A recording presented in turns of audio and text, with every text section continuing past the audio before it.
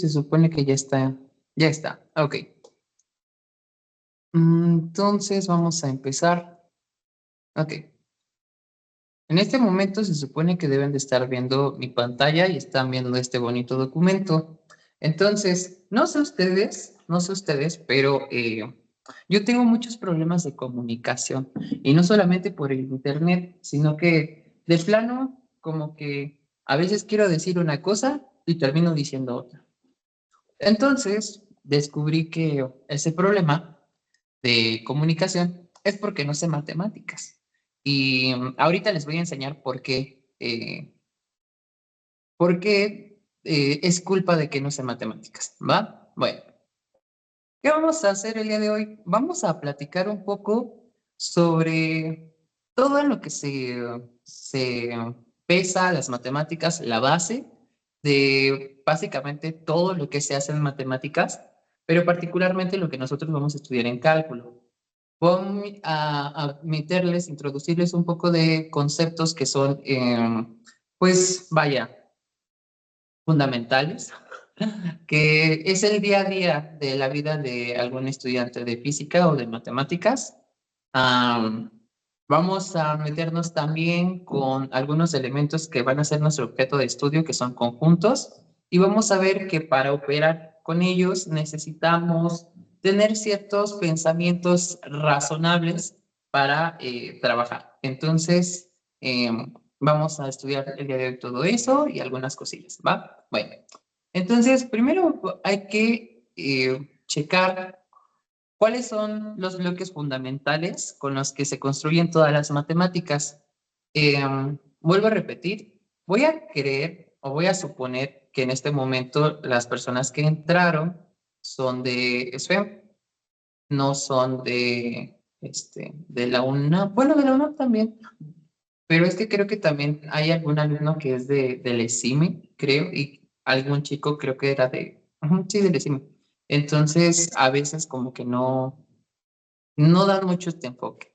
Pero bueno, eh, si son de SFEM o de la Facultad de Ciencias, van a escuchar la materia de geometría analítica en caso de SFEM y geometría moderna en caso de la Facultad de Ciencias. Y en ambos cursos les explican a través de literalmente palitos y bolitas que existen algunas cosillas que dicen, bueno, el cuadrado es cuadrado, pero ¿por qué es un cuadrado, no? ¿Es una definición o hay algo que nos ayuda a construir que eso sea un cuadrado? ¿Qué onda con el cuadrado, no? Entonces, las personas desde que inventaron tres cosas, como lo es el espacio, el punto y una línea, dijeron, bueno, de aquí nos vamos a agarrar para construir todo, ¿no? Y entonces empezaron a razonar y a razonar. ¿Sale, vale? Entonces, a esos razonamientos nosotros los podemos clasificar en algunas cosas. La primera se llaman proposiciones, y las proposiciones son afirmaciones básicas. Es el pan de cada día. De hecho, podríamos considerar que todo lo que nosotros vamos a hablar en el curso, o la mayor parte de las cosas, son proposiciones, pero estas proposiciones van a estar clasificadas en diferentes cosas, ¿sale? Entonces, las proposiciones se pueden clasificar en axiomas, que axiomas son como las reglas del juego. Ahorita, digámoslo así, son los 10 mandamientos de la Biblia, si lo quieren ver de esa forma. Son proposiciones que, que se dicen tal cual, o sea, que no necesitan, eh, ¿cómo decirlo? Son proposiciones que son natas por así solas. No es necesario que se comprueben que son ciertas. Son ciertas por el simple hecho de existir y ya, ¿sale? Entonces, tenemos a los axiomas. Luego de los axiomas, tenemos otro tipo de proposiciones. Y ese tipo de proposiciones son... Ah, no. Ahí está. Son los teoremas. Los teoremas son consecuencia de los axiomas. Entonces, a partir de algo que es irrefutable, algo que es verdad por sí solo, se van sacando algunos cuestionamientos. Y esos cuestionamientos son como de, bueno, yo entendí esto del axioma, entonces necesito verificar si es verdad esto que acabo de mencionar, esta proposición. Entonces, cuando yo tengo una proposición que obtuve a partir del axioma y que mi tarea es tratar de verificar que es verdad, a eso se le llama teorema.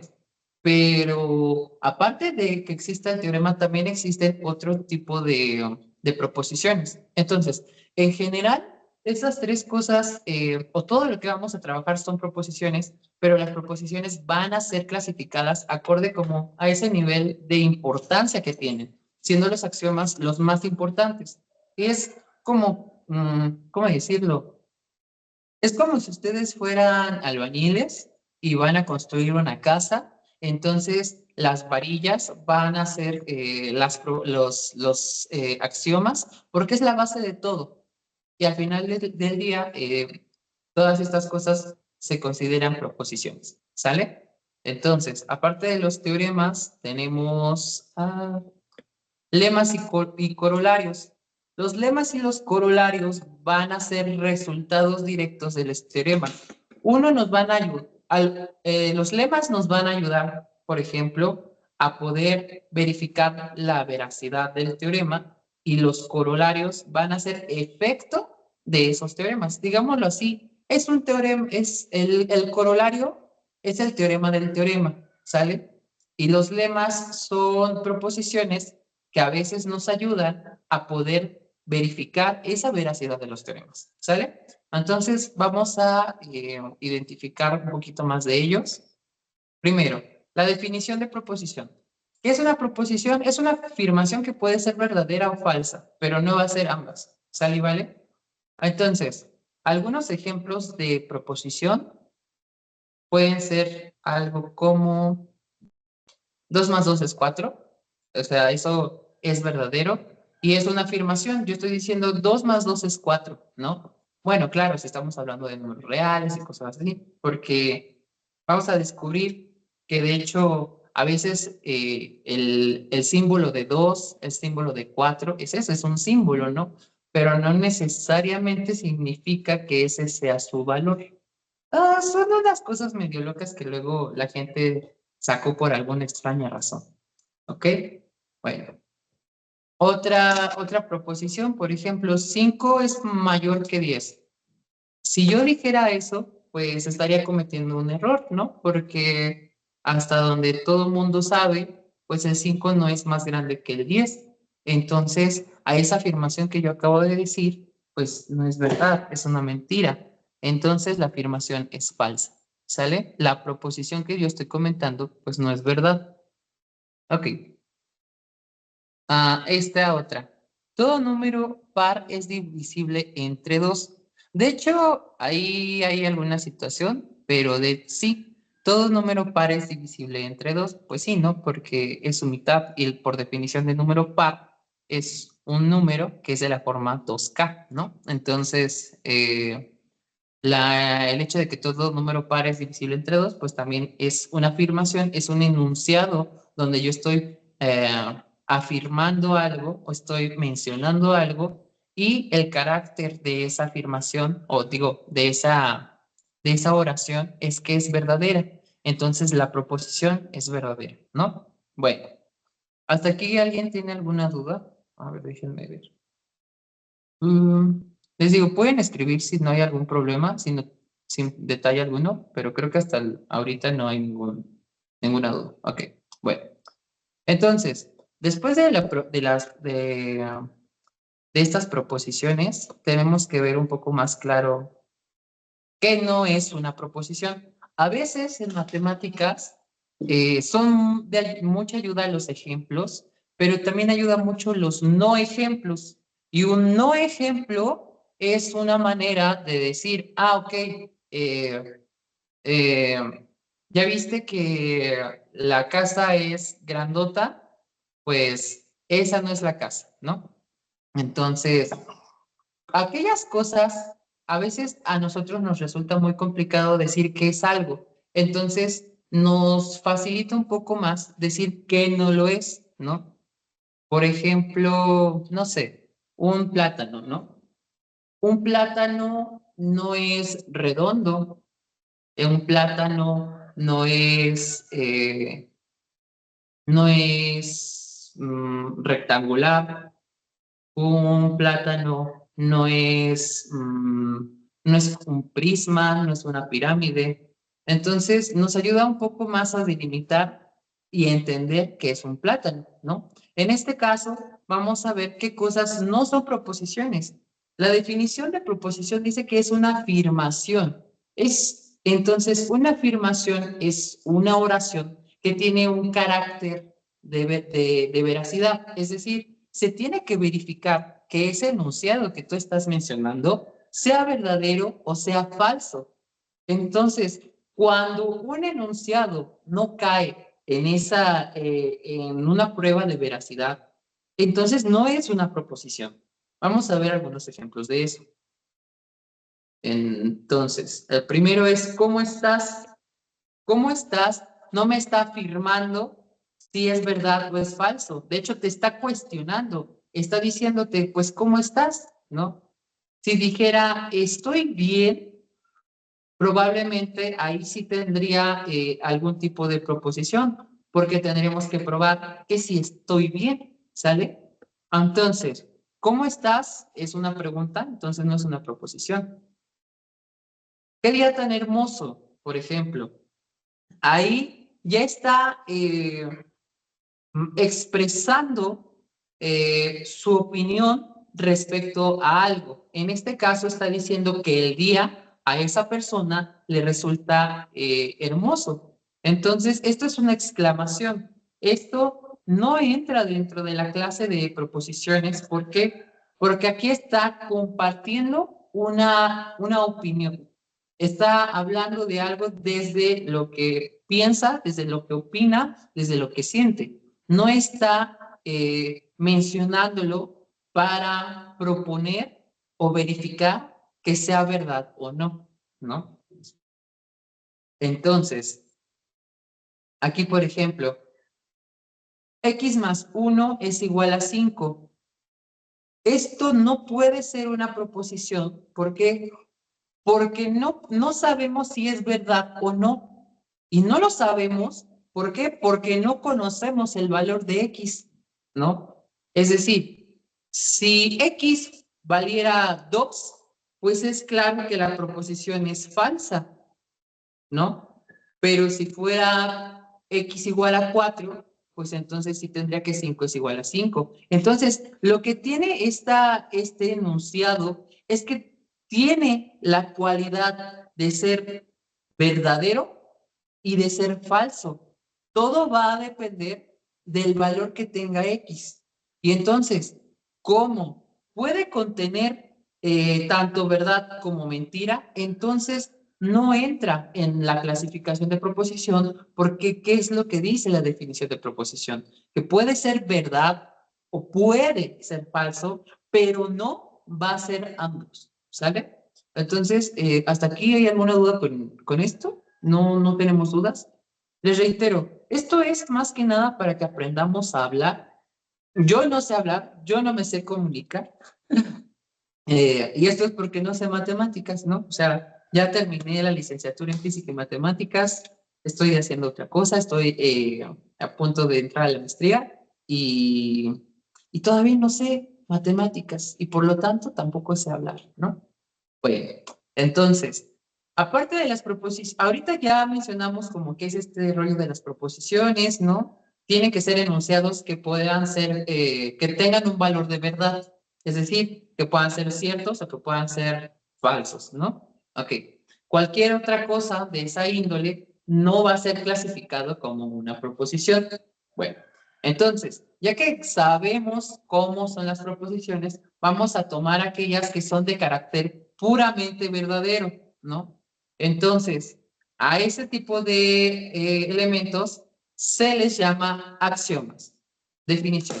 Un axioma va a ser una proposición que vamos a aceptar como verdadera sin la necesidad de su verificación. Aquí yo ya cometí la jugada ya, ¿qué? Ir a configuración, ahora no. Ah, no se puede. Bueno, X. Aquí yo ya cometí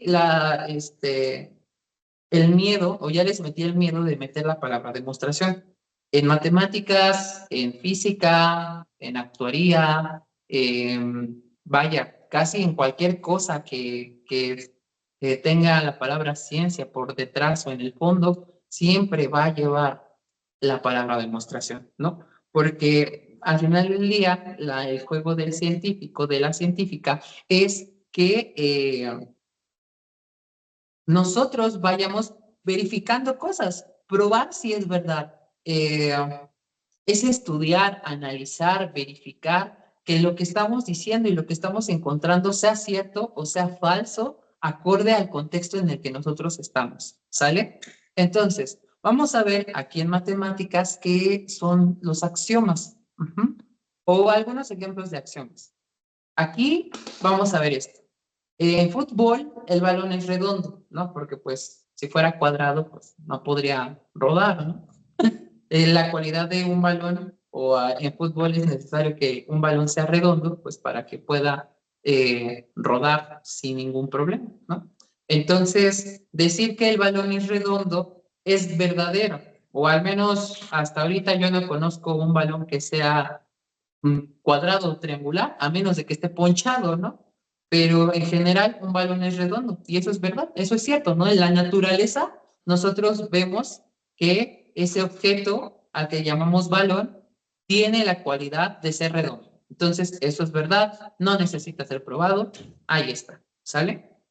Ok, entonces, aparte de que el balón es redondo, por ejemplo, en matemáticas existe algo que nos dice que si A es igual a B y B es igual a C, entonces A es igual a C. ¿Por qué? Por el hecho de que A es igual a B, ¿no? Aquí se maneja un poco una propiedad que vamos a ver más adelante, que se le conoce como transitividad, pero ahorita no vamos a hablar de esa cosa. Pero aquí básicamente nos dice, si una cosa es igual a otra y esa otra cosa es igual a un tercero, entonces ese tercero es igual que el primero, sin ningún problema, ¿no? Entonces, eso es a lo que se le conoce como axioma. Es algo que es verdad, porque, por ejemplo, aquí en matemáticas nos estaría diciendo que estamos hablando, estaríamos aplicando ese viejo dicho, ¿no? De que es la misma gata, pero revolcada. ¿Por qué? Porque estamos hablando de lo mismo. Quizá a lo mejor se ve de otra forma, pero en esencia es exactamente lo mismo. Algo así como los sinónimos, ¿no? Los sinónimos son palabras que se escriben diferente, suenan diferente, pero tienen el mismo significado, ¿no? Representan la misma cosa, ¿no? Ok. Entonces, vamos a ver aquí algunos ejemplos de axiomas.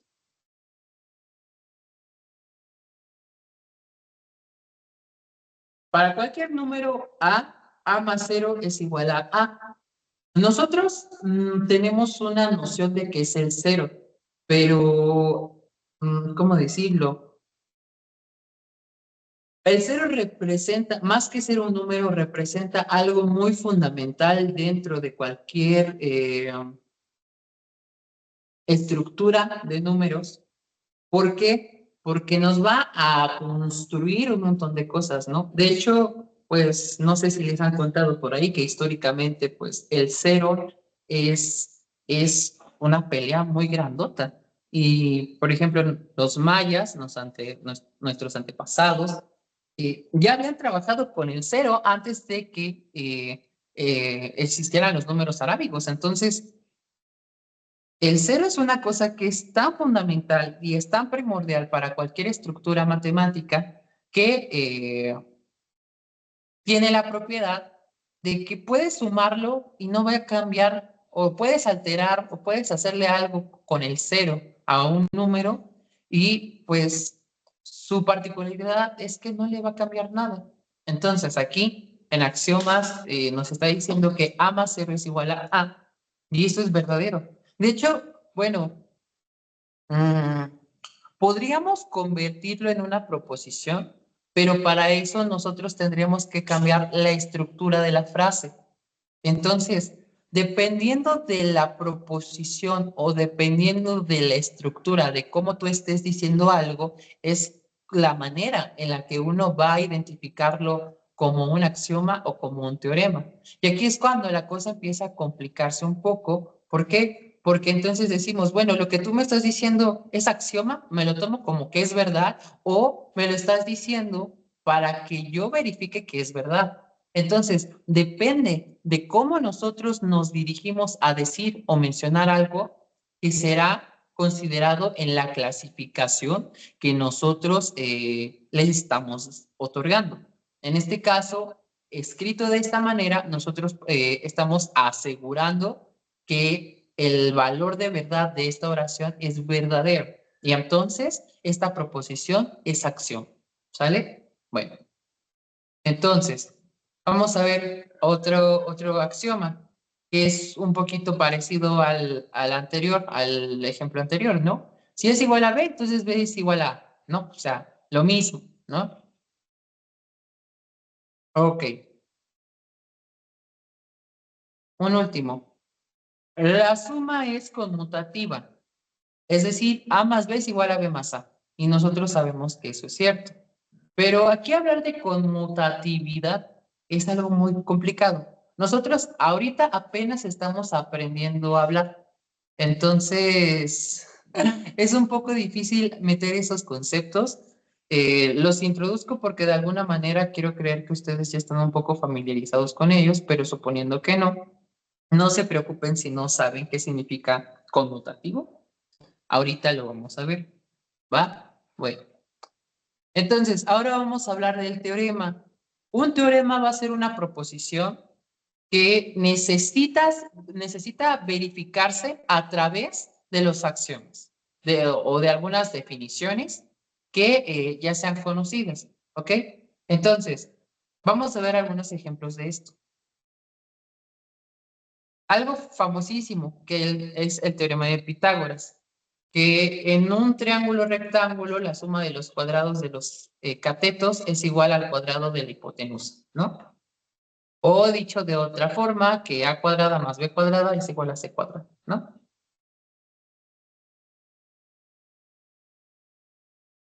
Entonces, ah, nosotros estamos proponiendo que en un objeto que se conoce como triángulo rectángulo, la suma de dos de sus lados o del cuadrado de dos de sus lados es igual al cuadrado de ese tercer lado. Pero, pues, no estamos seguros de que sea así o de que siempre ocurra. Nosotros necesitamos verificar que esto que estamos diciendo sea cierto. Y entonces tenemos que regresar a los axiomas o definiciones o algún otro teorema para poder verificar que lo que estoy diciendo es cierto. Y si no puedo verificar que es cierto, hay de dos cosas. O no sé demostrar o el enunciado que me están diciendo no es verdad, es falso. Entonces, piénsenlo así. Van a haber muchas ocasiones en las que los teoremas son lo opuesto o nos están mencionando lo que no es o lo que no va a pasar de algo. En este caso, nos están diciendo algo directo, nos están diciendo que en una cosa llamado triángulo rectángulo se cumple esa expresión de igualdad, ¿no? Pero como nos están hablando de triángulo, pues no sé ustedes, pero eso me suena a geometría. Entonces yo tendría que ir a los axiomas de la geometría, a las definiciones de la geometría, para poder verificar que lo que me están diciendo es verdad. Y entonces, cuando yo empiezo a hacer esa construcción y resulta ser que sí llego al resultado, entonces, lo que me están diciendo es verdad. Y en caso contrario, pues entonces significa que no era verdad, ¿no? Bueno, algún otro ejemplo de teorema es este, el teorema fundamental del álgebra. Si todo polinomio tiene al menos una raíz, entonces, eh, esto es muy importante porque, ¿cómo decirlo? A ver, se los voy a dibujar. Acá. Ok.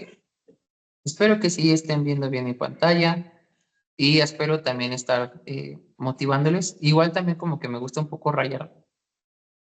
Y rayaría sobre la presentación, pero luego no me gusta tanto porque queda toda como sucia. Entonces mejor lo hago a un lado. Y bueno, espero que no se estén durmiendo. Yo sé que a esta hora, ¿quién se levanta a tomar cálculo, verdad? Pero bueno. Lo que nos está diciendo el teorema fundamental del álgebra es que existe una cosa a la que se llama polinomio, ¿no? Y nosotros lo que sabemos de la prepa, de la secundaria, si lo quieren ver así, es que esa estructura a la que se llama polinomio, nosotros la podemos graficar. Es decir, cuando yo tengo esa cosa llamada polinomio y yo tengo, a ver, permítanme, así me acomodo más. Si yo tengo una cosa llamada polinomio y yo tengo elementos de ese polinomio, no sé, A, B, C, puntos, puntos. Y aquí yo tengo la evaluación de esos puntos en mi polinomio. Cuando yo grafico esto, ¿no? Voy obteniendo puntitos. Tan, tan, tan, tan, tan, tan, por ejemplo. Y entonces, como esos puntitos pueden ser infinitos puntitos, al final, pues todos van a aparecer como una línea, ¿no? Y entonces, resulta ser que a esos puntitos, cuando los evalúas en el polinomio, me dan como resultado 0, resulta ser que a eso se le conoce como raíz del polinomio. Y lo curioso de esto es que existe algo que nos asegura que todos los polinomios deben de tener el 0. Es decir, deben de tener al menos una raíz. Y lo interesante de esto es que, como lo habíamos mencionado anteriormente, ya está, ¿qué me dice? Es que ya está metiendo a un elemento que anteriormente ya habíamos dicho que era muy importante, pero ahora lo está dando en otro contexto. Entonces, como que el 0 aparentemente es más relevante de lo que nosotros creemos, ¿no? O sea, el 0 no vale nada, pero aparentemente sin él no podríamos construir absolutamente nada, ¿ok? Bueno, entonces, el teorema fundamental del álgebra nos menciona eso, que todo polinomio tiene al menos una raíz, pero ¿es verdad eso? ¿Cómo sabemos que es cierto? Y aquí una cosa curiosa de esto es que si ustedes van a cualquier libro de álgebra, eh, pues va a ser difícil que encuentren la demostración o la verificación del teorema fundamental del álgebra. ¿Por qué? Porque necesitamos irnos a algo todavía un poco más fuerte para verificar que esto sea cierto. Porque, por ejemplo, si yo tengo el polinomio x al cuadrado más 1, entonces yo necesito verificar dónde están las raíces, es decir, para qué valores de x esta expresión es igual a 0. Y entonces, cuando nosotros manejamos ecuaciones y cosas por el estilo, nosotros hemos concluido, llegamos a la conclusión que esto se transforma en x es igual a más menos la raíz cuadrada de menos 1. Y ahí tenemos un problema, porque esta cosa, pues, es algo que no existe en nuestro mundo real. Y entonces, si eso no existe en nuestro mundo real, nuestro problema se complica todavía más, porque entonces tenemos que estudiar algo que va más allá de lo real para poder ver primero cuál es el comportamiento de esta cosa en esa estructura. Y en segundo lugar, cómo se comporta esta cosa en esta gráfica. Y entonces, para poder hacer ese estudio, necesitamos un montón de información. Entonces, tratar de hacer la prueba de este teorema es algo muy complicado. Entonces, afortunadamente yo no soy algebrista, entonces no vamos a demostrar eso. Esto es cálculo. Y eso solamente es como para que se den cuenta de lo fuerte que es realmente toda esta parte de la matemática. Muchas veces, no sé ustedes, pero a mis compañeros y a mí nos pasó mucho, Nos daban una proposición y luego nos metían el pie bien feo los profesores, ¿no? En el examen. Demuestre que todo polinomio de grado n tiene al menos una raíz. Tú dices, ah, caray, ¿cómo voy a demostrar eso, no? Y entonces, conforme pasa el tiempo, tú te das cuenta que fue una broma que te hizo el profesor porque pues te estaba dando a que pruebes algo con información que tú todavía no conoces. Necesitas empaparte de mucha información, conocer muchas descripciones de este mundo matemático para que puedas tratar de verificar que lo que te están diciendo sea verdad. Antes no. Y entonces, muchas veces nos dicen, ¿no? En muchos cursos de cálculo, pero aquí vamos a aprender a demostrar, pero aquí vamos a saber hacer demostraciones, voy a saber salir demostrando. Y yo siempre omito responder esa pregunta, porque si soy sincero y soy directo, digo no. No, no existe un curso como tal que te diga, ah, sí, vas a aprender a demostrar y vas a demostrar así de izquierda o derecha. ¿Por qué? Porque las demostraciones o las verificaciones vienen a partir de que tú ya conoces mucha información del tema y entonces empiezas a hacer razonamientos lógicos para llegar y concluir que eso que te están diciendo es verdad o es mentira. Entonces, como cuando uno va empezando, apenas sabe factorizar, apenas se sabe la chicharronera, que de hecho yo se me olvida también, apenas y medio te sabes la derivada de una constante, pues entonces, ¿cómo planeas verificar que algo sea verdad cuando solamente tienes ese conocimiento? Muchas veces necesitas tener otra información para que tú puedas ver que esto es cierto, ¿sale? Entonces, no se desmotiven ni se quieran dar de baja cuando sientan que no, no están comprendiendo algo. ¿Por qué? Porque no es su culpa, apenas están entendiendo esto. Las matemáticas, como lo dije hace rato, es como empezar a hablar. Yo no sé hablar, para nada. No me sé comunicar, por eso tengo puras relaciones fallidas, ¿no? Porque no sé expresarme, pero estoy aprendiendo y las matemáticas son un lenguaje universal que nos va a ayudar a comprender no solamente cómo funcionamos nosotros, sino cómo funciona el universo. Y ya cuando le metes ahí algunos fenómenos, esa matemática se convierte en física, ¿no? Pero eso es otro tema, ¿va? Bueno, perdón, creo que me salió un poquito de lo que estábamos viendo. Eh, de hecho, esa es la conclusión de esta parte, ¿no? Los teoremas son como un tesoro que nosotros vamos a encontrar aquí en matemáticas, porque son cosas que nosotros tenemos que encontrar y ver que sí son ciertas, ¿sale? Entonces, eso es un teorema, perdón si como que me fui muy de largo, pero es para que se den cuenta que esto es muy importante y que muchas veces nosotros nos bajoneamos porque creemos que no podemos, pero en realidad es porque apenas estamos empezando, ¿va? Bueno, entonces ahora vienen nuestros ayudantes que dijimos que era el lema y el corolario.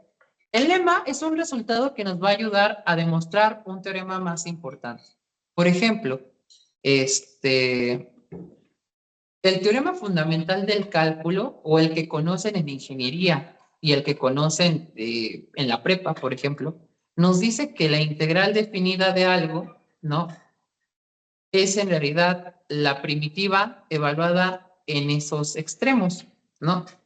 Y entonces existe por ahí alguna gente medio loca que antes de llegar a demostrar esto, ¿no? Pues dices, bueno, me voy a ayudar de alguien más. Entonces, como que esta cosa me está gritando algo, ¿no? Entonces, yo anteriormente ya estudié que existe una cosa, perdón si estoy escribiendo aquí feo, no acostumbro a escribir así, pero esto solamente es como para tratar una explicación muy breve. No crean que yo escribo así normalmente, escribo más feo, ¿no? Entonces, por ejemplo, existe un resultado previo que es este. Entonces, yo invoco a esto que yo tengo acá, ay, perdón, yo invoco a esta cosa que yo tengo aquí y una vez que yo invoque a este, digo, bueno, ya tengo esto, entonces ya puedo ocuparlo para probar esto.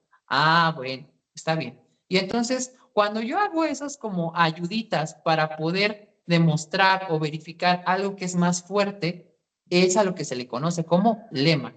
Y el corolario es, de hecho, la consecuencia directa del teorema. Por ejemplo, esto que nosotros estudiamos aquí o esto que nosotros creemos que es el teorema fundamental del cálculo, por ejemplo, el Spivak dice que es el segundo teorema fundamental del cálculo, pero hay algunos otros libros que también lo conocen como la regla de Sarro, no, la regla de Barrow, creo que es la regla de Barrow. Entonces no lo toma siquiera como teorema fundamental del cálculo, porque el teorema fundamental del cálculo es todavía más fuerte que esto. Entonces, esto de aquí es en realidad el corolario del teorema fundamental del cálculo. Yo la verdad, hasta la fecha me sigo sorprendiendo de ese enunciado tan cortito, porque no puedo creer que una oración de dos renglones haya sido como la pionera para poder descubrir cómo se comportan los polinomios, para ver cómo se resuelven sistemas de ecuaciones diferenciales, problemas de continuidad, incluso que está hasta en la relatividad. O sea, esa cosa parece ser que llegó para meterse en todas partes. Y me sorprende que sea algo muy cortito. Entonces, para poder probar algo así de fuerte, a veces necesitamos de los lemas y como esa cosa que nosotros estamos probando es tan fuerte, le podemos sacar ciertos resultados y esos resultados se le llaman corolarios, ¿va? Entonces, voy a detenerme hasta acá a ver si alguien tiene alguna duda, pero creo que no, porque no me ha notificado esto. No. Entonces tengo de dos. O ya se aburrieron, o no están entendiendo, o de plano dijeron, ah, sí, sí, esto ya lo había visto antes, que por eso dicen, ah, no, esto ya, no tengo dudas de esto, ¿va? Y al final del día esto solamente es como puro lenguaje para saber distinguir proposición, axioma, teorema, lema, corolario, ¿va? Bueno, entonces ya que nosotros tenemos todo esto, vamos a pasar como a esta analogía que nosotros tenemos, ¿no? Eh, Tenemos, por ejemplo, la proposición que nos dice construir una casa. Construir una casa puede ser un teorema, por así decirlo. Y entonces, para construir una casa, nosotros necesitamos preparar los cimientos. Era lo que les estaba diciendo. O sea, necesitamos las varillas, piedras o las cosas con las que vayan a hacer las bases, ¿no? Y entonces, ahí en eso, de hecho, ahí es muy interesante, ¿no? Porque depende como al tipo de suelo que ustedes tengan, pueden ver si hacen con piedra o hacen con alguna cosa que le llaman, creo que trave ahogada o no sé qué cosa. Entonces, cuando ustedes preparan los cimientos, están ayudándose a construir esa casa. Y entonces ya prepararon sus cimientos, hicieron sus paredes y toda la cosa, ¿no? Y entonces ya construyeron su casa. Un día está lloviendo como ayer, que se cayó el cielo, y entonces ustedes se meten a esa casa, ¿no? Y entonces la casa les ayuda a protegerse de la lluvia. Entonces, véanlo así, ¿no? El teorema es como la idea de lo que voy a hacer. El lema es lo que me ayuda a construir o a resolver ese teorema. Y el corolario es el resultado de haber tenido ese teorema, ¿va? Bueno, hasta aquí es como que toda la parte del español. Ahora sí ya vamos a entrar como en materia a las partes matemáticas y a lo que realmente es complicado, ¿va? Un conjunto. La verdad es que yo estuve pensando mucho en incluir este tema dentro del programa de cálculo, porque la verdad es que así vayan incluso al Baldor, si ustedes quieren, al libro que ustedes gusten, la definición de conjunto es tan complicada que definir un conjunto no siempre va a ser cierto. De hecho, hasta conjunto podría ser un teorema, pero bueno. ¿Y por qué digo esto? Si ustedes consultan algunos libros como Teoría de Conjuntos de Hernández, creo que así se llama, les van a dar una definición, pero si van a Set Theory de no sé quién, también les van a dar otra cosa. La verdad es que hablar de la definición de conjunto es un poco complicada. ¿Por qué? Porque un conjunto dice, no, pues es una cosa, ¿no? Es una cosa de cosas, ¿no? Pero yo pienso que cuando me dicen es una cosa de cosas, pues es algo así, y eso es un conjunto. pero no, ¿cómo no sé que, por ejemplo, esa cosa está dentro de otra cosa? Entonces, hablar de conjunto es muy complicado, es una definición realmente muy difícil, pero vamos a quedarnos por ahora en lo coloquial, vamos a quedarnos en algo muy vulgar y vamos a tratar de ayudarnos de esa vulgaridad para tratar de construir cosas un poco más formales. Si a ustedes les interesa hablar sobre conjuntos más a profundidad, pueden estudiar lo que se conoce como teoría de conjuntos o pueden estudiar, por ejemplo, algo que se llama teoría de categorías. Pero, esa cosa es una cosa muy espantosa. A mí también me da miedo. Bueno, como definición, vamos a decir que un conjunto es una colección bien definida de objetos a los que llamamos elementos. ¿Va? Bueno, entonces, vamos a meter aquí algunos ejemplos. El conjunto de estudiantes de un salón, ¿no? Si hubiéramos estado de forma presencial, yo no hubiera llegado, pero bueno, suponiendo que hubiéramos estado en clase presencial, oigan, sí es cierto, apenas me acabo de acordar que esta clase la daba a las 7:30 hace casi 2 años. Bueno, ya. Ahí nosotros tenemos, por ejemplo, a Ana, a Luis, a María, nombres muy mexicanos, ¿verdad? Entonces, aquí estamos mencionando a estas personas y estas personas son elementos de algo que se llama salón, pero en particular ellos se van a llamar estudiantes, ¿no? De este lugar que se llama salón. Ok. Otro ejemplo, por ejemplo, los números pares, el 2, 4, 6, 8, así hasta donde se vayan, tienen esos numeritos que ahí yo tengo, eh, pueden estar ordenados o no, tienen una particularidad o comparten algo en común. ¿Y qué es lo que comparten? Que son números pares, es decir, son números de la forma 2K, ¿no? Donde K es un natural y bla, bla, bla. Ahí si quieren decir que el cero es natural o no, peleense como ustedes quieran, pero ¿qué es lo que ocurre? Que yo aquí tengo muchos objetos, ¿no? Y esos objetos tienen una particularidad, es decir, están bien definidos. ¿Y cuál es esa definición? Que son de la forma 2K. Y entonces cuando yo agrupo o cuando yo junto a todos estos numeritos, yo digo que tengo un conjunto. ¿Y cuál es ese conjunto? El conjunto de los números pares, ¿no? Eso podría, reitero, ser realmente muy fácil para ustedes, pero es que las cosas empiezan a complicarse más adelante. Incluso ustedes han de decir, como que esto ya me aburrió, ¿no? ¿Para qué me metí esta cosa? Pero bueno, vamos a ver un poquillo más. Eh, Aquí tengo, por ejemplo, el color el conjunto de los números primarios, ¿no? O sea, rojo, azul y amarillo, porque son la base de los colores. De ahí ustedes se sacan toda una gama y bla, bla, bla, ¿no? Bueno, entonces, vamos a tratar de escribir estos conjuntos a nuestro lenguaje. Algo que yo siempre he dicho, y es mi justificación para llegar tarde a todas partes, es que los matemáticos, las personas que estudian o que hacen matemáticas, somos personas muy flojas, muy, muy flojas. Los físicos, los matemáticos, se burlan de los ingenieros por ser flojos, pero las personas que estudian ciencias son más flojas todavía. Y los matemáticos, sin duda alguna, son las personas más flojas que existen. ¿Por qué? Porque en lugar de querer escribir Ana, Luis, María, 2, 4, 6 o 8 y cosas así, inventan cosas para poder hablar en general de esto, ¿va? Por ejemplo, usualmente, cuando yo quiero darle un nombre a el conjunto, escribo su nombre. Por ejemplo, el conjunto A es el conjunto de los primeros 5 números reales, ¿no? O naturales si quieren quitarle el cero. Ahora, aquí viene un poco de notación.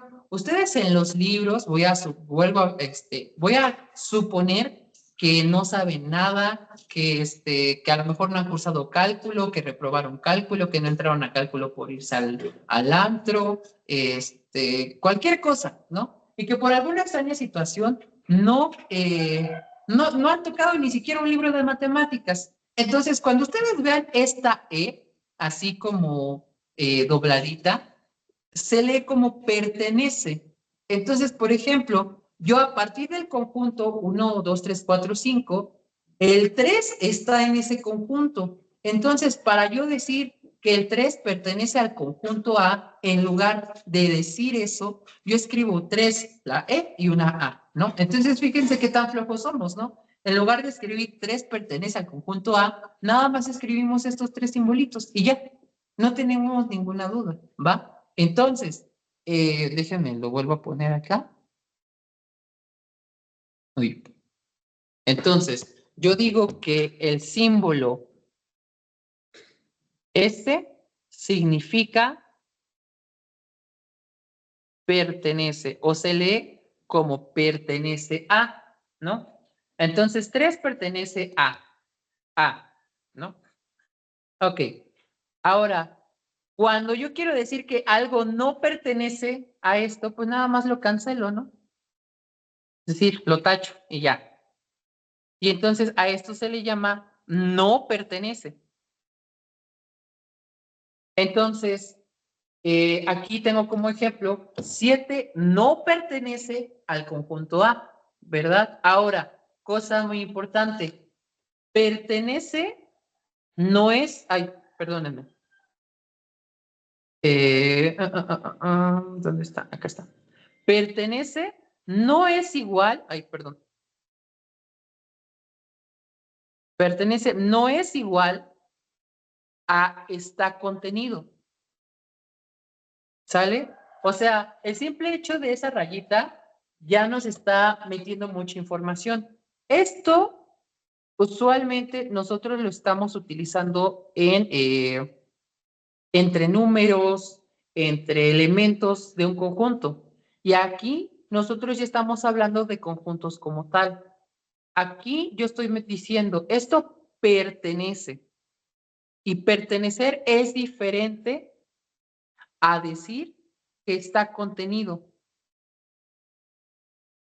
Y entonces ustedes dirán, es que pues son sinónimos, ¿no? Dirían, no es lo mismo, pero es igual. No, porque como mencioné anteriormente, yo les dije que a veces depende de cómo vamos a decir las cosas para poder clasificar algo como que si fuera axioma o como si fuera teorema. De hecho, ese es un error muy común que pasa en matemáticas. ¿Por qué? Porque en el examen, no sé, ustedes van y dicen, sí, que la canción.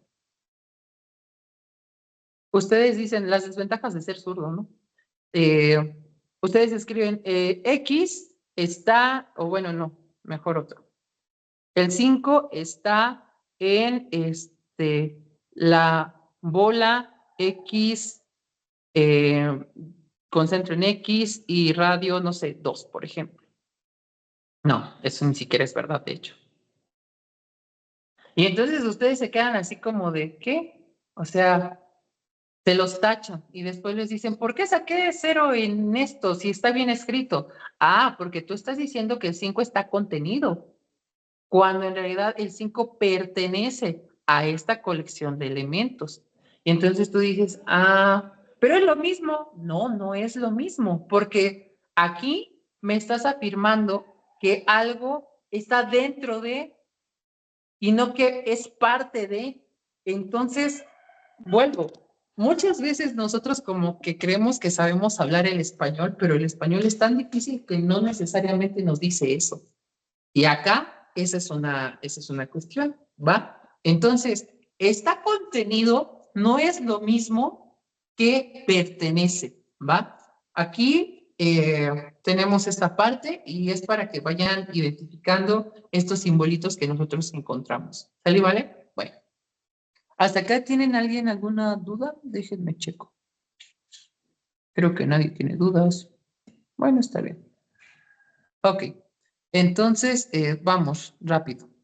Wow, qué rápido se nos está pasando el tiempo, ya van a dar las 10.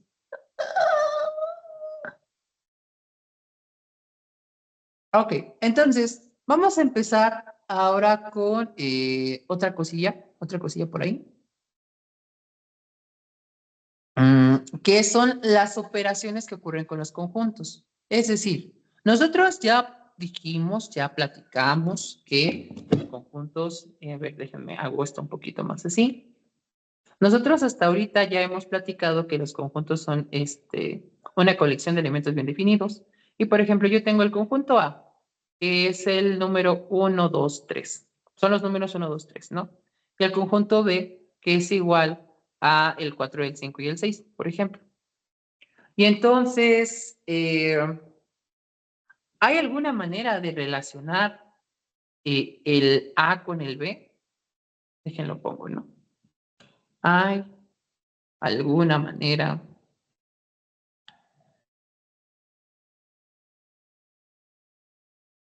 Uy,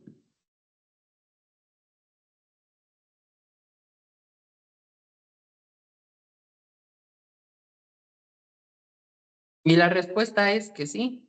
Uy,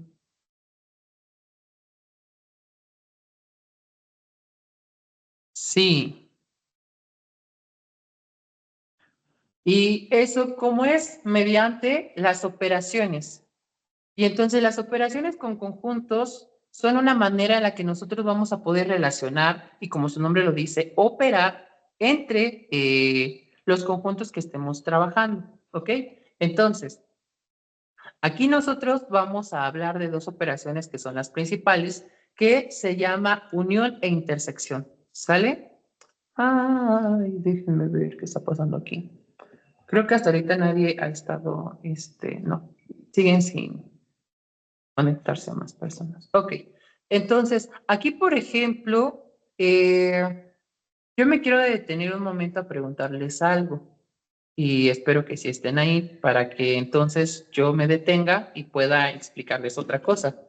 Aquí me gustaría preguntar, ¿ustedes conocen látex? ¿Saben qué es látex? ¿Ya han escuchado sobre látex? Ok, me dicen que sí. Ok, ¿han trabajado con látex?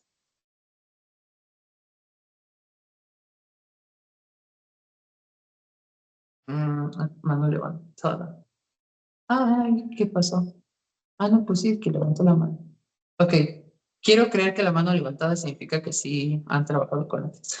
Ok, entonces, y esto lo explico porque, y trabajan con látex, látex o por ejemplo con sus sistemas. Por ejemplo, y esto es algo adicional que yo quiero como comentarles para que se den cuenta que podemos salirnos un poquito del cálculo, pero seguimos en cálculo, pero también vienen otras cosas, ¿no? Si ustedes no conocen más sobre el cálculo y quieren, bueno, también meterse en estas cosas matemáticas, les presento esta cosa que se llama Overleaf. Overleaf es una plataforma en línea que maneja el código LaTeX. Muchos libros que ustedes van a encontrar en matemáticas de la serie Springer, por ejemplo, o algunos otros libros que ustedes encuentren, van a estar escritos en esto, que es un lenguaje. La ventaja que tiene el LaTeX es que es muy ligero. Si ustedes escriben en Word, luego ya llevan como 10 páginas y ya tienen como 20 megas. En cambio, si ustedes escriben con látex, les arroja un PDF muy limpio de unos 20 mm, kilobytes, por ejemplo. No sé, algo más chiquito. Entonces, lo que les estaba mencionando ahorita que estábamos hablando con teoría de conjuntos es que vamos a mencionar algunos conjuntos, algunos símbolos de los conjuntos, pero lo chistoso es que las personas que desarrollaron látex eran tan matemáticas que cuando quisieron meter todas estas cosas, pusieron los nombres de origen de estos simbolitos. Por ejemplo, si ustedes en látex quieren escribir la unión, entonces voy a poner operaciones con conjuntos. Yo, por ejemplo, quiero escribir a la unión y entonces la unión es una cosa hacia arriba que se llama cup. Entonces, por ejemplo, cuando ustedes quieran escribir en látex, ustedes ponen sus signos de pesos porque ahí van a decir, voy a introducir un carácter matemático o algún carácter, un carácter matemático, por decir un número, un signo, lo que ustedes quieran, ¿no? Entonces, ustedes escriben, que la canción, ustedes escriben su slash y dicen cup. Y si quieren que sea uno grandote, nada más lo escriben en letra mayúscula. Cup. Y ya. Y entonces, la unión, o el cup, ¿no? Nos está diciendo que va a, o la unión me está diciendo, o es un conjunto hecho de otros conjuntos. Yo a veces digo que la unión es como si fuera una suma, pero no es necesariamente así. ¿Por qué? Porque la unión va a ser el conjunto de los elementos que están en el conjunto A y en el conjunto B. En este ejemplo que yo tengo acá en la presentación, la configuración. Acá está. Ok, órale. Ok. Entonces, por ejemplo, yo dije que no quería rayar y ya voy a terminar rayando, ¿no? Aquí yo tengo el conjunto A y yo tengo el conjunto B. Y entonces el conjunto A tiene los elementos del 1 al 4 y el B del 3 al 6, ¿no? Entonces, la unión de esto va a ser todos los elementos que yo tenga aquí y todos los elementos que yo tenga acá. Entonces, en este caso, ¿qué es lo que ocurre? Que yo ya tengo repetidos, por ejemplo, el 3 y el 4. Entonces, en estos casos, ya sea que sean los de aquí o ya sea que sean los de acá, pero ellos en la unión, yo voy a meter a todos los elementos de A, que es del 1 al 4, y también a todos los elementos del B, que es el 5 y el 6, ¿no? Entonces, la unión de conjuntos va a ser tanto los elementos de mi conjunto A como los del conjunto B, ¿sale? Entonces, la unión es el conjunto de los elementos de los conjuntos anteriores. Si yo tengo A y B, entonces la unión van a ser los elementos de A y de B. ¿Vale? ¿Vale? Ok. Ahora, si yo quiero, cuando yo quiero mencionar que un elemento está contenido en la unión, solamente digo que ese elemento está contenido en A unión B. Y se lee A unión B. ¿Va? Ahora, otra operación importante es la intersección. La intersección entre dos conjuntos van a ser los elementos que están en el conjunto A y que están en el conjunto B. Aquí yo estoy recalcando mucho hablar de I, de O, en esto de conjuntos. ¿Por qué? Porque esto nos está empujando a hablar todavía de manera correcta. Y vuelvo, hablar de manera correcta tiene un fondo todavía un poco más macabro. ¿Sale y vale? Entonces, la intersección de conjuntos van a ser esos elementos que yo tenga estrictamente en los dos conjuntos, ¿va? Entonces, en mi conjunto A, yo había dicho que yo tengo a los números 1, 2, 3 y 4. Y en el conjunto B, yo tengo 3, 4, 5 y 6. Entonces, ¿cuál sería la intersección de estos dos conjuntos?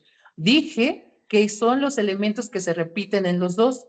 Y entonces, los elementos que están en estos dos conjuntos es únicamente el 3 y el 4, ¿no? Entonces, la intersección de esos conjuntos es únicamente el conjunto 3 y 4, ¿ok?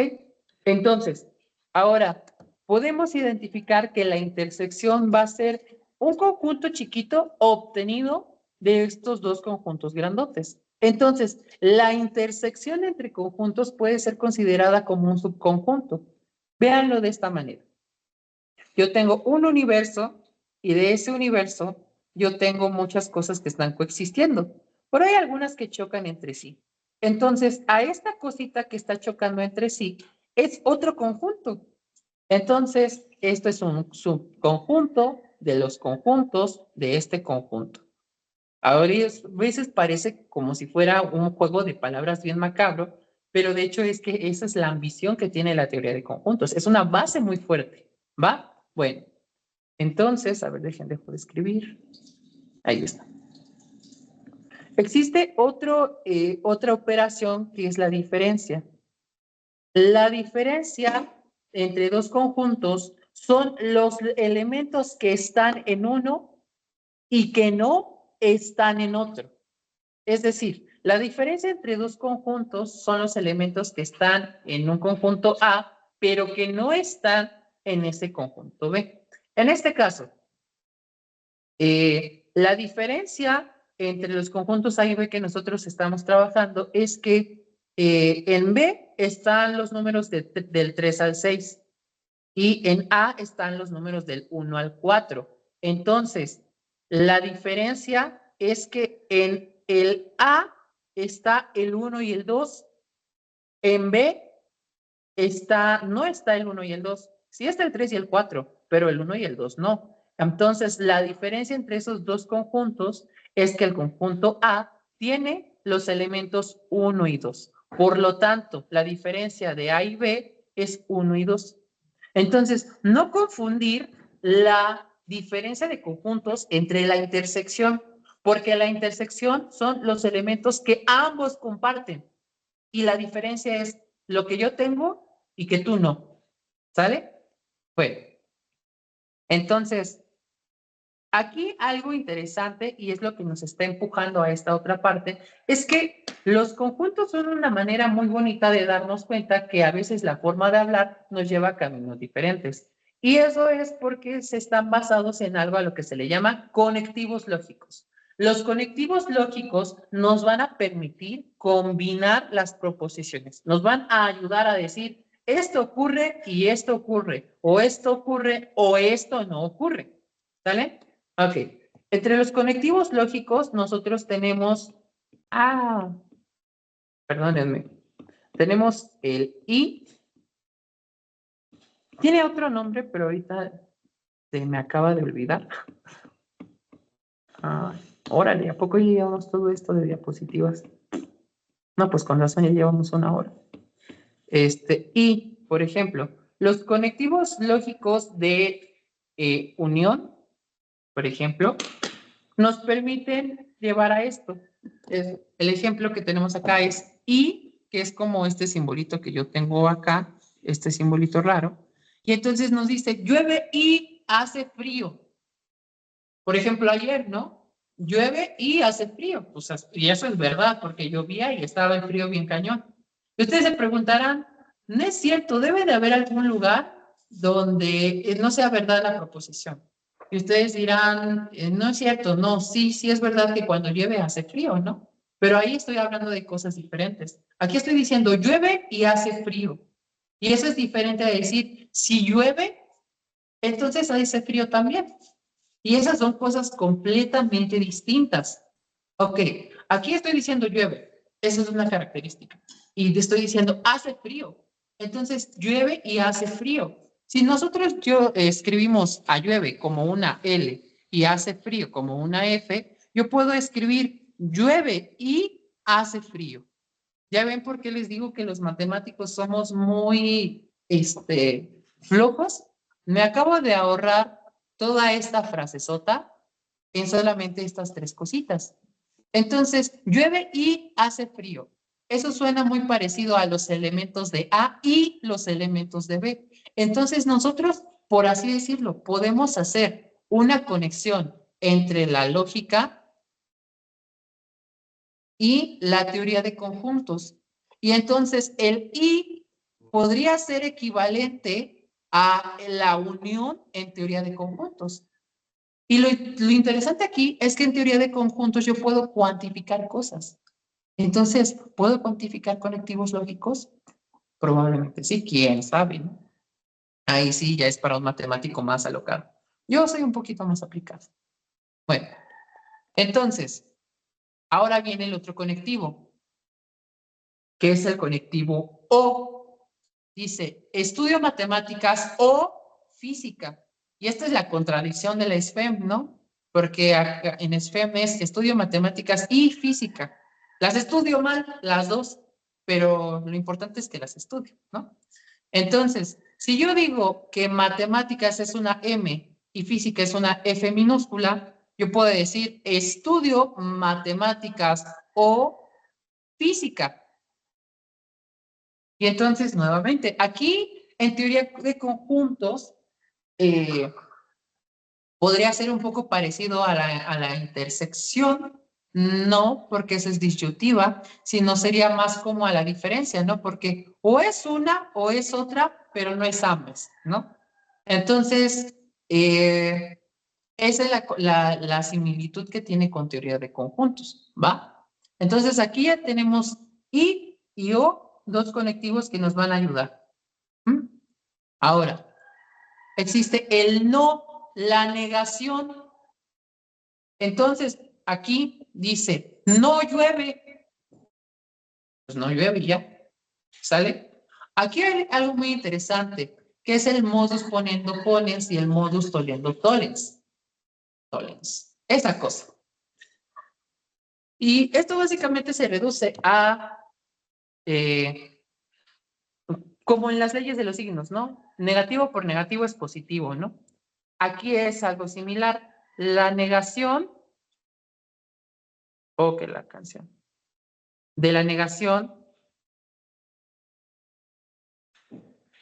es una verdad. Ah, qué verdad. No, ¿qué hice?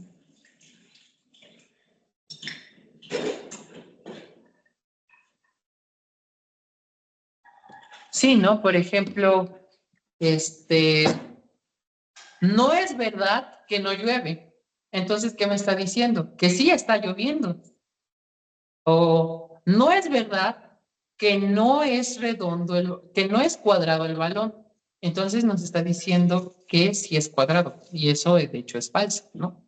Entonces, eh, cuando yo estoy metiendo dos veces el conectivo lógico no, estoy teniendo en automático un sí, ¿sale? Entonces, eso es lo que tiene el no. El no es lo opuesto de la proposición. Y entonces a nosotros nos ayuda porque, como dijimos hace rato, a veces los ejemplos sirven, pero a veces algo más fácil que un ejemplo es un no ejemplo. Y entonces un no ejemplo a veces nos lleva directamente al conectivo lógico no. No es verdad que algo ocurre. Ok. Ahora que es la implicación. Entonces ya hablamos del y, del o, de la negación y ahora viene de la implicación. El sí, entonces. Si llueve, entonces uso paraguas. Y era como les estaba diciendo, ¿no? No es lo mismo decir llueve y hace frío a decir si llueve, entonces hace frío. Porque no necesariamente de aquí llueve. Oh, que la canción no puede ser. Por eso no me gusta escribir en esta. Entonces, hace frío. ¿Cómo puedes llegar que de que aquí llegues acá? O sea, ¿cómo convences a alguien de que si va a llover, entonces hace frío? Dices, pues nada más chécate ayer. Entonces yo te voy a decir, yo estaba ayer en Veracruz y allá es un horno. Entonces, aunque llueva, voy a tener calor y es peor si llueve. ¿Por qué? Porque voy a sentir todo el bochorno, toda la humedad de lo que hay allá en Veracruz o en cualquier lugar de la costa, ¿no? Bueno, entonces, esto puede o no ser verdad, pero esto de aquí sí es verdad, ¿ok? Entonces, por eso es muy importante saber cómo estamos diciendo las cosas. Muchas veces, vuelvo a repetir, nosotros fallamos en las demostraciones porque estamos escribiendo cosas incorrectas. Traten de educar a su mente y a ustedes mismos en la manera en la que expresan ciertas cosas, porque eso les va a encaminar a que puedan expresarse correctamente y por lo tanto también a llevar vaya, a que sus conexiones lógicas sean correctas, ¿no? Sean verdaderas, ¿no? Ok. El sí entonces es una cosa bien bonita y aquí nos van a dar más información de la que nosotros pensamos que puede haber. Por ejemplo, existe, y lo vamos a ver ahorita, una cosa que suena al revés, que se llama para todo. Y existe otra cosa que de hecho es el existe. Y entonces por ahí existe, valga la redundancia, una cosa que nos dice que para todo error va a existir una estimación tal que si esta estimación es positiva, entonces el error que yo pueda tener es muy chiquitito. Digo, wow. Y entonces aquí yo me detengo un momento y entonces quiero preguntarles, ¿alguien de ustedes conoce o ya ha visto esto que acabo de escribir? A ver, déjenme ver. Levanten la mano si alguien ya había visto esto que acabo de poner. Alguien ya lo puso, ¿no? ¿Y qué es eso? ¿Qué es esa cosa?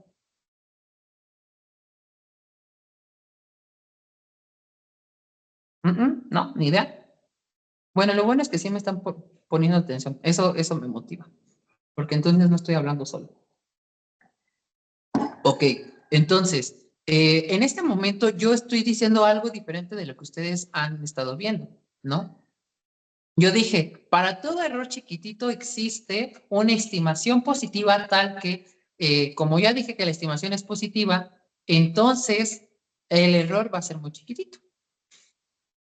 Y entonces, ustedes no han visto eso, ustedes no han leído eso así. Ustedes en matemáticas leen, para todo epsilon positivo existe un delta positivo tal que si la distancia entre x y c es menor que delta, entonces f de x menos L es menor que epsilon, ¿no? Y esto es lo que ustedes conocen como la definición de límite. Ah, eso es lo que ustedes conocen como límite cuando x quiere parecerse a c de f de x y esto es igual a L, ¿no? Pero yo nunca hablé, en ningún momento mencioné la palabra límite. Solamente dije error y aproximación. ¿Eso significa que el límite me hablará de errores y aproximaciones? ¿Quién sabe? Lo vamos a ver más adelante. ¿Va? Bueno, entonces, cuando yo quiero verificar cuál es el valor de verdad de las proposiciones que acabo de combinar, creo una cosa que se le llama tabla de verdad. Las tablas de verdad, como lo acabo de decir, van a ser tablitas, van a ser estructuras que nos van a ayudar a verificar el valor de verdad de una proposición compuesta por dos o por más proposiciones simples. ¿Sale y vale? Por ejemplo, si yo tengo que el enunciado P y el enunciado Q son verdaderos, entonces su I o su unión y su O disyunción o su implicación va a ser verdadera, pase lo que pase, ¿no? Entonces, verdadero, verdadero, verdadero, ¿no? Si ahora yo tengo verdadero y falso, puede ocurrir que si P y Q, es decir, si yo tengo que algo es verdad y algo es falso, entonces en automático es falso, ¿no? Es como el más por menos es igual a menos, ¿no? Entonces, la unión de una proposición verdadera y una falsa nos da como consecuencia una falsa. Y al revés, la disyunción nos dice que es verdadero. La implicación nos dice que es falso. Pues sí, ¿no? Porque a partir de algo verdadero no puedes llegar a algo falso. El resultado de eso es que es falso. ¿Sale? Ok. Ahora, si por ejemplo tengo que el primero es falso y después verdadero, resulta ser que a partir de algo falso puedo llegar a algo verdadero, pues aparentemente sí, ¿va? Y si yo tengo dos falsos, ¿puedo tener un verdadero? En implicación sí, pero en unión y en disyunción no. ¿Sale? Ok. Entonces, esto es algo que sí me gustaría estudiar con más detenimiento más adelante, pero en este momento solo es una introducción de, ¿sale? El día de hoy mi intención solamente era que aprendiéramos a hablar y a que nos diéramos cuenta que tenemos que sofisticar nuestro lenguaje, ¿va? Entonces, no sé si hasta aquí alguien tenga alguna duda. A ver, déjame ver. A ver. No. Acá está. Ok. Ok, entonces, no sé, ¿hasta aquí alguien tiene alguna duda? A ver, levanten la mano si alguien, si no, tienen duda. ¿No? Ok, ok, va. ¿Ven cómo es que sí funciona todo esto de las conjunciones y esas cosas? O sea, ayuda en todo. Ok. Porque es lógica, es aprender a hablar. Así, nada más. Muy bien. Ahora, cuantificadores. Los cuantificadores nos permiten hablar sobre todos o algunos elementos. Básicamente son lo que ya acabamos de meter. Es el para todo, que es el cuantificador universal. Es decir, todo. En un ejemplo es que para todo X natural o todo X perteneciente en los números naturales, X más 0 es igual a X, ¿no? Aquí también los tengo como para todo X natural, todo número natural X, X más 0 es igual a X, ¿va? Bueno, ¿y por qué sé que X es un número natural? Porque estoy escribiendo que X, oh, claro, no, que sea eso, no, que sea. Porque estoy diciendo que X está en los naturales, pertenece a los números naturales, es un elemento de los números naturales. Por lo tanto, entonces X tiene que ser un número natural, ¿va? Bueno, otro ejemplo de esta cosa es el cuantificador existencial. Y algo interesante es que un para todo y un existe van a ser contrarios. Para todo existe. Existe para todo. Para algún existe. ¿Va? Entonces, un ejemplo de un cuantificador existencial es que existe al menos uno. O sea que se aplica solamente a algún elemento. Entonces, aquí dice, existe un número real tal que x al cuadrado es igual a 4. Y eso es verdad, ¿no? Tengo que resolver la ecuación. Ok. Ahora, ay, muy bien. Vamos a terminar el día de hoy con algo muy importante, algo muy interesante, algo que es saludable, es una cosa muy padrísima, que es la definición de campo. Un campo es algo que prefiero hacerles con dibujitos. Reitero, usualmente hoy porque me apoyé de las diapositivas, pero no siempre estoy acostumbrado a hacer diapositivas porque muchas veces la gente se aburre de nada más estar pasando las diapositivas. A veces es mejor ir construyendo las cosas. Entonces voy a terminar el día de hoy con lo siguiente. Imagínense que ustedes están en una cancha de fútbol, ¿no? Entonces están aquí en su canchita, acá está una portería, acá está la otra portería, acá está esta cosa de la línea de la mitad y aquí hay un circulito, ¿no? Creo. Y entonces aquí están ustedes, aquí está uno, aquí está la otra persona, acá está otra personita. Bueno, lo voy a pintar con otro color para que se vea que son equipos contrarios, ¿no? Entonces aquí están estas cosas, ¿no? Y entonces, ¿cómo juego al fútbol? Yo no sé jugar fútbol, no me gusta el fútbol, no le entiendo al fútbol, me daba miedo. Cuando era chiquito me dieron balonazos en la cara. Entonces, ¿cómo juego al fútbol?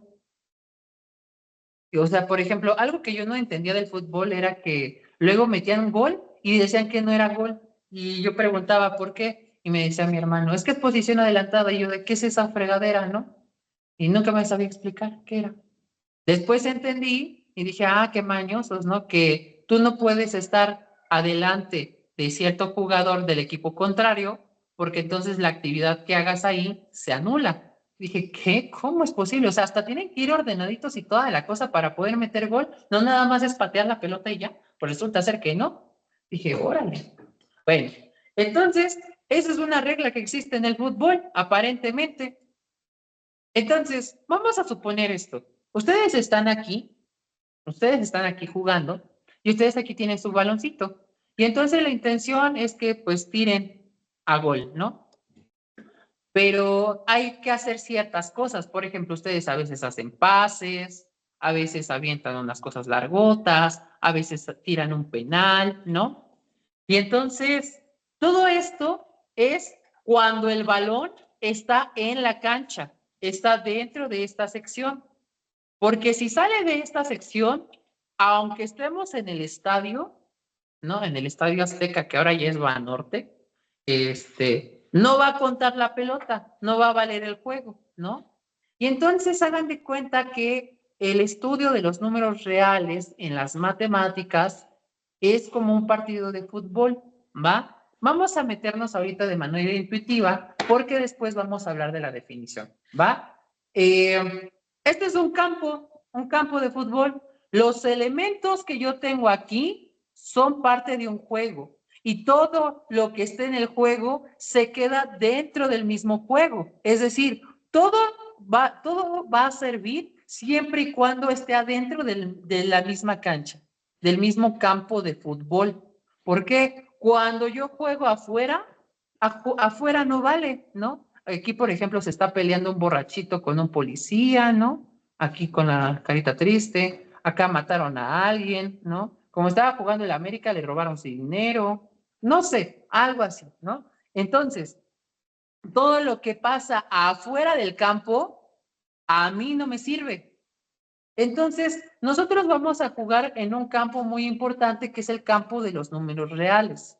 Y entonces nosotros necesitamos reglas para saber cómo vamos a jugar el juego. Entonces, cuando nosotros queremos hablar de la definición de campo, va a ser una estructura como esto o va a ser un conjunto y a ese conjunto yo le voy a atribuir dos operaciones que se van a llamar suma y producto. Y a esa suma y este producto, que van a ser elementos del juego, van a tener ciertas reglas. Entonces, para que yo en el campo de fútbol de los números reales pueda jugar a adicionar goles o a multiplicar mis goles, yo necesito aprenderme ciertas reglas. Y esas reglas son cosas que se les van, que son innatas. Entonces, son axiomas. Y entonces, como son axiomas para jugar en los números reales, se llaman axiomas de campo, ¿va? Nosotros, o la intención del curso en esta ocasión, es que nosotros aprendamos de manera intuitiva cómo funciona el cálculo, porque vuelvo, yo voy a suponer que no han cursado nunca cálculo y que están en la prepa, que salieron de la prepa.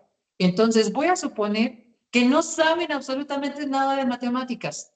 Ahora, la intención de esto es que primero tratemos de recordar y usar correctamente lo que nosotros aprendimos o debimos aprender en la preparatoria, pero después le vamos a dar ese toque de formalidad que nosotros tenemos. La idea de la clase del día de hoy era únicamente aprender a identificar que no sabemos hablar. Yo no sé hablar, me confundo, me trabo, ¿no? Y entonces lo que vamos a hacer es, una vez identificado el problema, pues ir sobre la marcha, tratando de ir a hablar, empezar a expresarnos correctamente. Y lo vamos a hacer en nuestro lenguaje tan sencillo que es el lenguaje matemático. ¿Sale, vale? Entonces, nos vamos a quedar hasta aquí, o sea, no significa que ya haya terminado la clase, sino que el día de hoy la intención es únicamente llegar hasta esta cosa que se llaman axiomas de campo. Y después vamos a jugar. No sé si hasta aquí alguien tenga una duda. ¿Cómo estaba diciendo? Así que levantar la mano si hay alguna duda al respecto. ¿No hay dudas? No, perdón. Es levantar la mano si no hay duda. Perdónenlo. Ok, no hay dudas entonces. Este sistema de levantar las manos creo que funciona bastante bien. Ok, entonces, el día de hoy, porque siento que ya a lo mejor los aburrí, el día de hoy, hasta este momento, ya terminó el contenido de la clase, pero todavía no termina la clase. Ya ahorita en 10 minutos la acabo. El día de hoy yo les digo, solo por única ocasión voy a terminarlo un poquito antes porque tengo que hacer un compromiso ahorita a las 11, entonces me voy rápido, pero siempre vamos a tener que hacer todas estas cosas, ¿va? Bueno, ahora, ¿por qué les digo que todavía no acabó la clase? Porque el día de hoy quiero enseñarles todo lo que nosotros vamos a hacer. El día de hoy quise empezar primero con la clase y después con darles un spoiler general de todo lo que vamos a ver. Voy a tratar de hacerlo en 10 minutos. Esto no es necesario que lo aprendan, pero si dicen, oye, vas muy rápido, pues me lo pueden decir sin ningún problema, ¿va? Y la historia más o menos comienza así. Nosotros, desde el hecho de que no sabemos hablar, necesitamos entender primero el lenguaje en el que nosotros nos vamos a introducir. Para eso nosotros necesitamos aprender un poco de lógica y, pues sí, un poquito, para ayudarnos a entender la lógica, vamos a introducirnos con algo que vamos a trabajar, que son conjuntos. En este caso, el conjunto base de nuestro estudio va a ser el conjunto de los números reales. Ahora, hay personas que a veces confunden conjuntos con espacios. Sí, puede que sean conjuntos, pero tienen algo en particular, tienen algo en especial. Eh, a partir de los conjuntos, nosotros vamos a trabajar con estructuras algebraicas que se llaman campos. Existen otros que son los espacios vectoriales, existen los grupos, existen los anillos, existen los monoides, existen muchas estructuras matemáticas, pero nosotros vamos a estudiar sobre campos y el campo de estudio va a ser los números reales. Podríamos estudiar en un espacio vectorial, sí, en el espacio de los polinomios de grado n, pero nosotros no vamos a tratar las cosas como polinomios, sino como funciones. Pero resulta ser que también existe un espacio que es el espacio de funciones. Hay uno en particular que es el espacio de Hausdorff, que tiene algunas funciones ahí interesantes. Entonces, nosotros solamente vamos a estudiar con el campo de los números reales. El campo de los números reales son todos los elementos que existen aquí y que cumplen con 10 propiedades, que son las cosas que llamamos que son axiomas de campo. Entonces, esto es solamente para poder identificar cómo se comportan los números. Ahora, una vez que nosotros ya sepamos que existen números y que existen reglas entre esos números, nosotros vamos a identificar que se pueden representar mediante puntitos en una cosa a la que se le llama recta numérica, donde existe el -1, el 0 y el 1, por ejemplo. Y así infinitos números, ¿no? Por ejemplo, aquí tienen el 8 y aquí tienen el infinito, ¿no?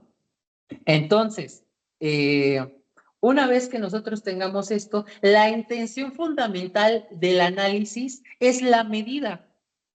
Entonces, nosotros lo que tenemos que hacer es aprender a medir la distancia entre, por ejemplo, estos dos números. Y cuando yo tengo esto, que sería, por ejemplo, x1, x0 y x1, yo tengo que aprender a medir la distancia entre x1 y x0. Y la importancia del análisis es decir, qué tan chiquita puede ser la distancia entre esos dos números. Entonces, cuando yo quiero ver qué tan chiquita tenga, le pongo un margen de error.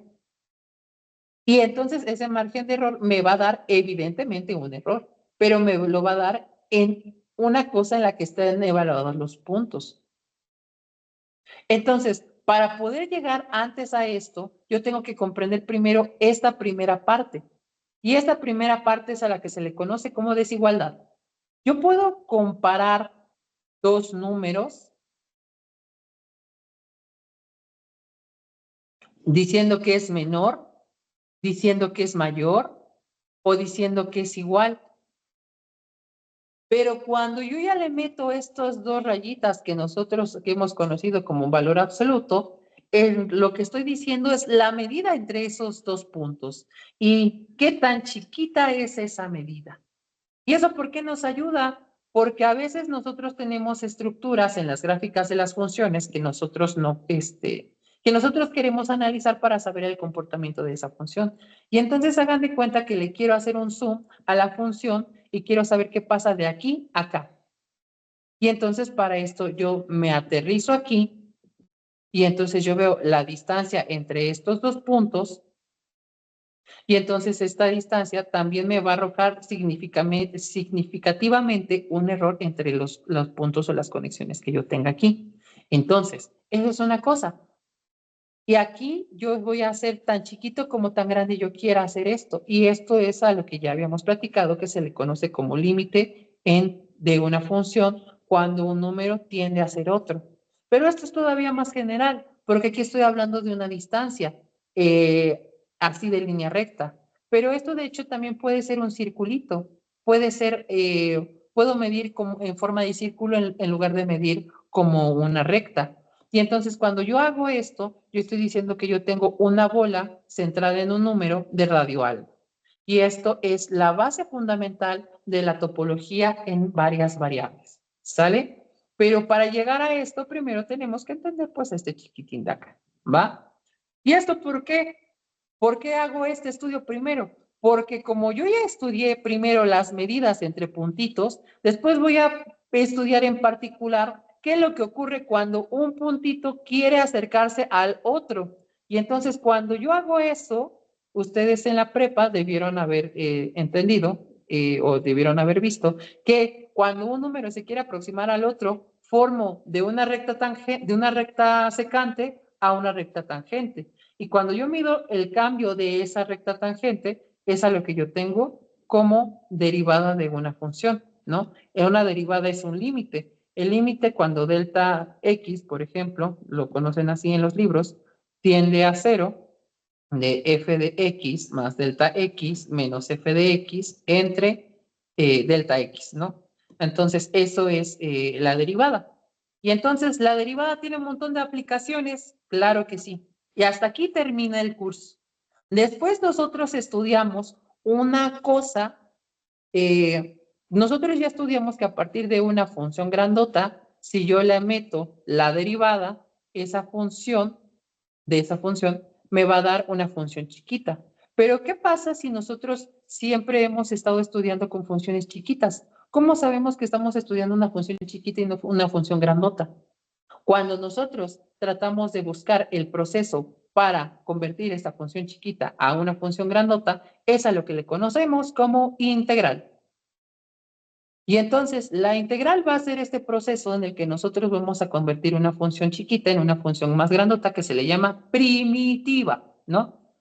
Pero nosotros estamos acostumbrados a una de las aplicaciones de esta cosa que se le llama integral, que es la integral definida. Y la integral definida es a lo que nosotros conocemos como el área bajo la curva de una función, dada su función primitiva. Entonces, esto es un resultado de esta cosa.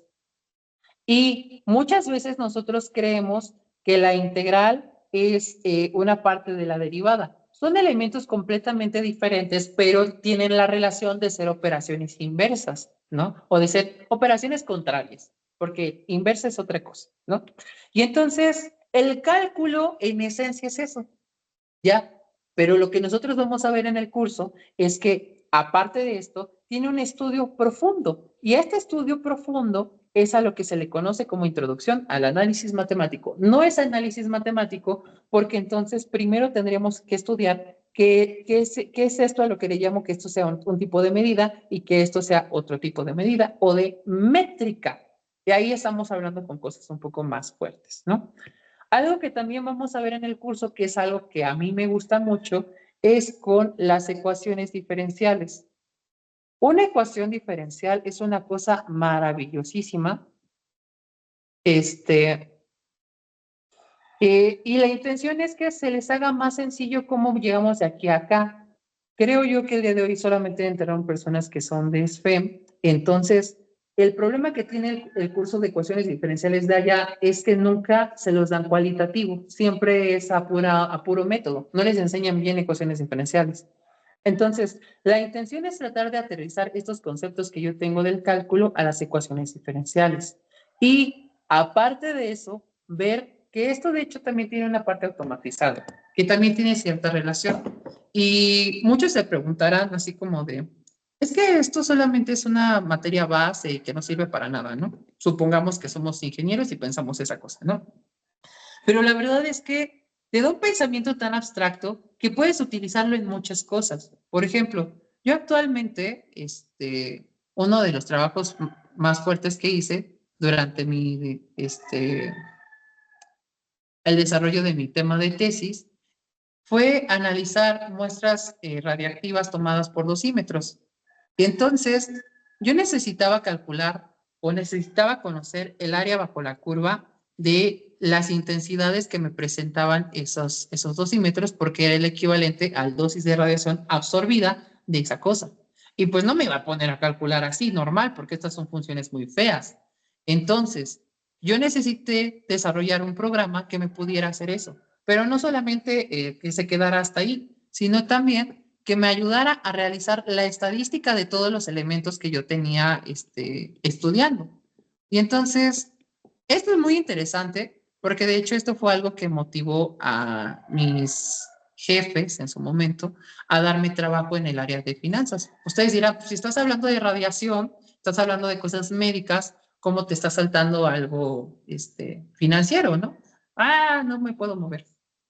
Pues resulta ser que actualmente existen unas cosas bien raras que a la gente le gustan, que se llama ciencia de datos, machine learning, inteligencia artificial. Ah, yo no me puedo mover. Y que todas estas cosas, pues vienen de la programación y de cosas así raras, ¿no?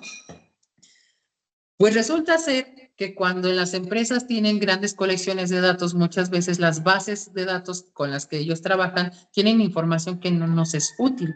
Entonces, a veces es importante que nosotros podamos seleccionar, recopilar y ordenar esa información para poder dar resultados y generar reportes de las cosas que están pasando. En el área financiera es solamente saber ingresos, egresos, y si hubo algún otro ingreso externo o si estamos teniendo alguna pérdida. Todo esto con la finalidad de conocer, pues, ¿cómo se llama? Pues tomar una decisión respecto a lo que está pasando en la empresa. Y entonces todo eso es una parte de lo que la gente hace en análisis de datos. Eso solamente es una partecita. Y pues ustedes dirán, ¿esto qué tiene que ver con el cálculo? Pues el cálculo de áreas bajo curva es parte del teorema fundamental del cálculo. Y son cosas que son, pues, muy bonitas. Yo, la verdad, en su momento nunca pensé que terminaría haciendo todas estas cosas. Son interesantes y ya. Bueno, entonces, no sé si alguien tiene alguna duda al respecto. Si dicen, no, pues como que esto está muy fuerte, como que ya me quiero dar de baja, como que ya me aburrí, ¿no? Entonces, el día de hoy, resumen de lo que hicimos, aprender a hablar o darnos cuenta que tenemos un problema para hablar, pero que vamos a intentar resolver, ¿no? Y más adelante, pues vamos a desarrollar todo esto.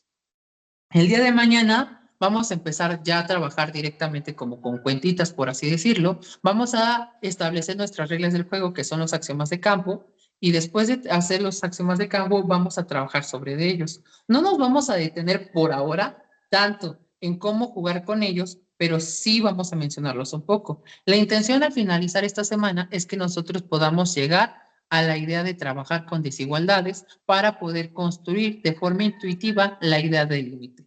En la siguiente semana trabajaremos con límites y continuidad y daremos una introducción a la derivada.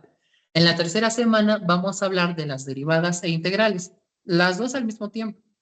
Y en las últimas 2 semanas restantes vamos a volver a toda esta información, pero ya le vamos a dar ese toque que necesita. Vamos a mencionar los teoremas fuertes de continuidad, vamos a mencionar y a tratar de ver la demostración de los teoremas fundamentales del cálculo, y en el camino vamos a tratar de ir metiendo esta parte de la lógica en cómo podemos ayudarnos a demostrar estas cosas. Por ejemplo, algo con lo que quiero que se casen el día de hoy, o no que se case, pero que tengan una idea, es que a veces hacer una evaluación de puntitos es muy tardado, ¿no? ¿Qué les estaba diciendo aquí? Si yo tengo un puntito, evalúo. Yo tengo otro puntito, evalúo. ¿Existirá alguien que me ayude a sacar muchos puntitos para que yo pueda tener muchas evaluaciones?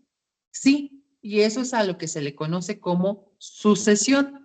Y entonces las sucesiones nos van a ayudar a hacer muchas evaluaciones y en la formalidad nos van a ayudar a poder demostrar las convergencias o la no convergencia de una función. Y entonces es otra herramienta que nosotros tenemos que utilizar para ir moviéndole a todo este mundo matemático raro, ¿no? Entonces, la intención es primero, aprende a usar una sucesión, aprende a identificar polinomios y funciones, aprende a identificar integrales y derivadas, a estudiar límites y después tratar de ver cómo es que a profundidad esto tiene un porqué y tratar de mezclar unos con otros y ver cómo es que así se va construyendo pues esta formalidad del cálculo que al final del día es análisis matemático cero, ¿no? Y también pues ver estas aplicaciones que pues son útiles. Bueno, o sea, yo lo digo desde mi experiencia porque a mí sí me ha servido. Sí me lo han pedido, sí le he usado para comer, ¿ok? Bueno, entonces, si no hay alguna duda al respecto, si no tienen algo al respecto que comentar el día de hoy, entonces eso es todo y pues ya mañana veremos qué pasa, ¿va? Bueno, entonces cuídense, nos vemos mañana. Bueno, nos escuchamos mañana. Dejo de grabar y ya. Ujú. Ok.